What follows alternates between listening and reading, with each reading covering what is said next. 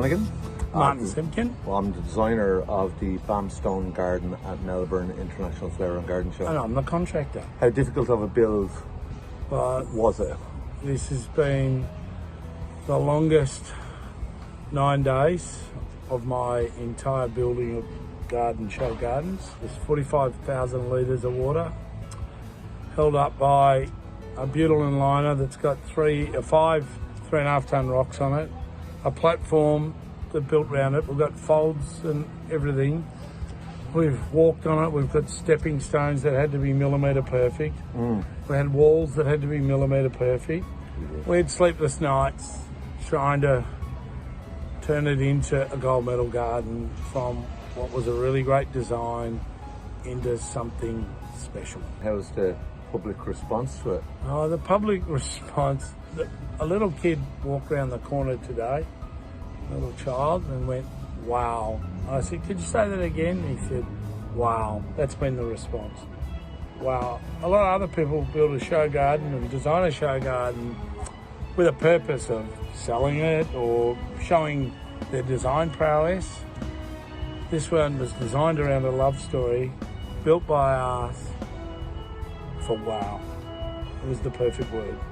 I should add, we're in the middle of, what do you call it, bump out? Bump out, deconstruction. Breakdown is what we would call it, or I guess the Northern Hemisphere would call it. Yeah. But so you'll hear ambient noise happening around us. But I think we didn't take judges' feedback for no other apparent reason other than... We couldn't think of anything they'd offer us that would change something we would have done. A gold's a gold. There was 3 golds. They were all beautiful. And anything that we would have changed or listened would have changed our hearts. We put our heart into it. You put your heart into the design. It's the first garden I've built that 9 months of it was done over Zoom or Teams. We'd never met each other till 3 weeks ago, and then somehow we all got the story. Somehow the passion went into the build. We're sitting here at a table that's 2 tonne of stone cut specially to a shape that Peter scribbled on the drawing. There's so many parts of the garden that are just perfect. Sometimes a garden has to evolve and change. There really wasn't any of that here. No. I think if you saw the drawing, and then we put a drone up the other night, it looks like a render that you've created back in Ireland rather than the actual garden. Last night I saw a photograph taken by somebody that's got the tree reflecting into the garden, which looks exactly like the render you sent us 9 months ago. Well done. Well, there was a funny point. I'm looking into the camera when I say this. There was a funny point in when we were discussing the judging and what was ultimately a love story. And what we were saying was, if we'd taken out the hedge, we would have got 2 extra points and replaced it, my apologies, with a stone wall. Stone wall. We would have got an extra 2 points, but would have killed the garden. Is that atmosphere, the feeling? Everyone, we had the governor of Victoria come into the garden and sit here, and she said wow first, and then she felt it. Every person that got in, without the hedge, you wouldn't feel it. No. The black water, which is sitting there now, just slowly rippling, is quite spooky, but quite moving at the same time. So if you get time to tell someone the story, or we had a QR code that people could read the story, they read it and they got it. They did, but it was funny that it takes a lot to build a garden based on a story that is, say, 6 lines of text. Yeah. And to see people come to the garden with tears in their eyes is the flip side of what is a beautiful garden, or what you would describe as well. Yeah, so we achieved both things in the end. The beautiful story and the beautiful garden ended up tied together. And that's rare. Yeah. You know, you can have a story of some historic building or something like that and replicate it. But this wasn't replicated. This was a love story that came to life. This garden had a massive amount of industry support. And I know sometimes show gardens, for those who are students watching this, you cannot do it without industry support. Case closed. Yeah, if you go through it really carefully, hopefully I don't forget anyone. But I've got the light shining in my eyes, so gardens at night really put a lot of work in. Bamstone put the most magnificent big boulders and other bluestone products, which is a great Australian Victorian product. Yeah. Then we've got limestone here. From Mariana's limestone. Yeah, from Better Exteriors. We're sitting on a table. We've got a tree that was just perfect, and we had a few to pick from ETT. Warner's with the hedge. Brilliant. They've been growing it and cutting Andrew, it for 9 months. And all the team came down to say hello? Yeah, all the Warner's team.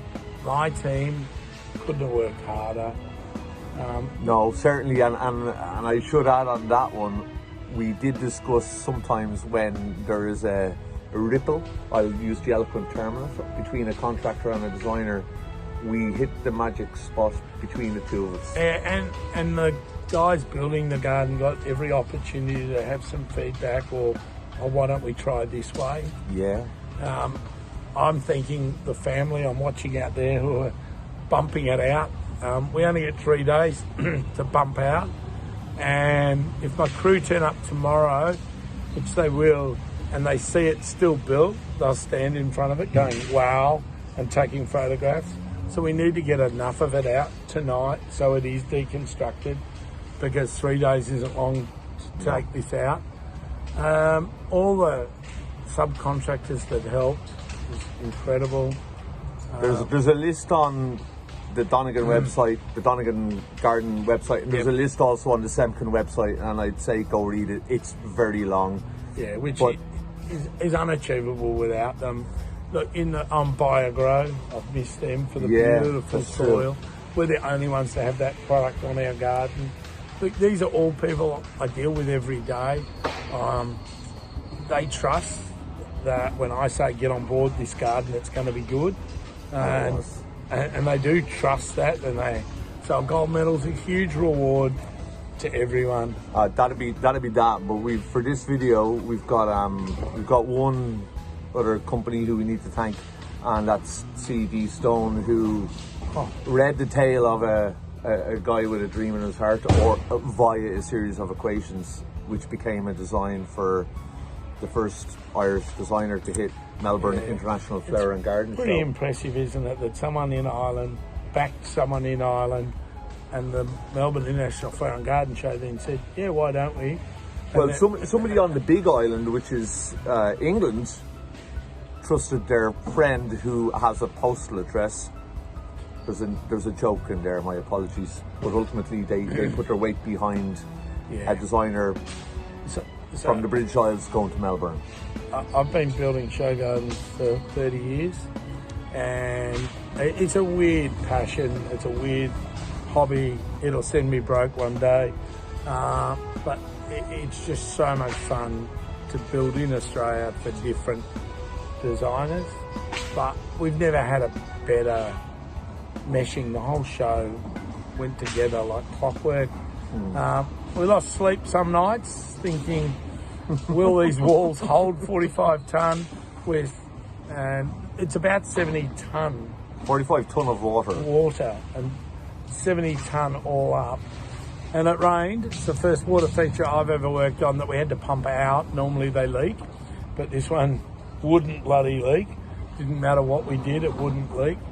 And we've had a lot of people walk onto the garden and nothing's broken. No one fell in the water. We had Mary Poppins do a photo shoot from the stage play. Everyone wanted their photo in our garden. And most of them got it. Well done, Peter Martin Donegan. Semken. Thanks, mate. Cheers, buddy. A lot of fun. There we go. Thank you, CD Stone, and look forward to seeing you soon. Pleasure as always. Thank you, guys. Thanks for sending him out here. You can have him back now.